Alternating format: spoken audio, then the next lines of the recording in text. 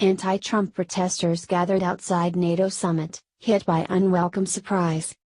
As usual, the blind of the world decided to stick it to Donald Trump with a public protest. Anti-Trumpers planned to gather outside the NATO summit in Brussels to show the US president just what they thought about him. It didn't work out so well. The ongoing narrative from our mainstream media is that Donald Trump is a universally hated figure. From American citizens to members of foreign countries, they want you to believe that every decent human being is revolted by the Republican president. Only the far-right fringe of our society still supports him.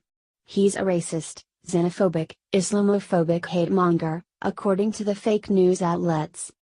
Yep, that's the opposite of what he is. The man who is putting American citizens first. The president who has seen incredible gains in our economy in just a year. A president that has restored our strength and dignity around the world, who is beating back the corrupt globalists that wanted to plunder our democracy. Even around the world, Donald Trump enjoys incredible popularity. In Asian countries, he's called Uncle Trump. Our Middle Eastern allies rally behind him. Numerous countries are respecting the United States once again, because of the bold, decisive leadership our president is showing. Not that the fake news is willing to acknowledge it. During his NATO trip, President Trump stood behind American workers by demanding our allies pay their fair share. He is putting us first. And how does our media react? With blatant and ugly lies. Mark my words, one day every last slander will come back to bite these scumbags. How can an entire industry be so blatantly dishonest? They don't care about the successes Trump is winning for the country.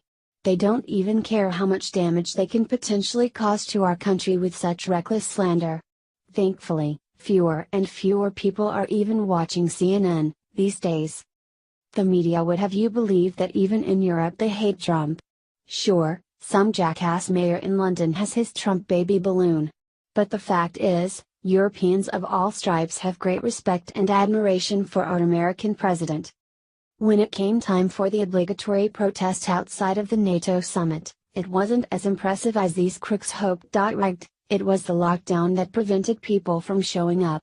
There are roughly 2 million people living in Brussels. I'm sure if they really wanted to, they could have turned up for this protest. But, as in America, regular citizens aren't so full of hate to protest at the drop of a hat. In our country, most demonstrations have been orchestrated by activist groups funded by liberal donors, with paid protesters and rioters. That wasn't the case with this protest. When relying on real citizens fueled by outraged, only a few dozen were willing to show.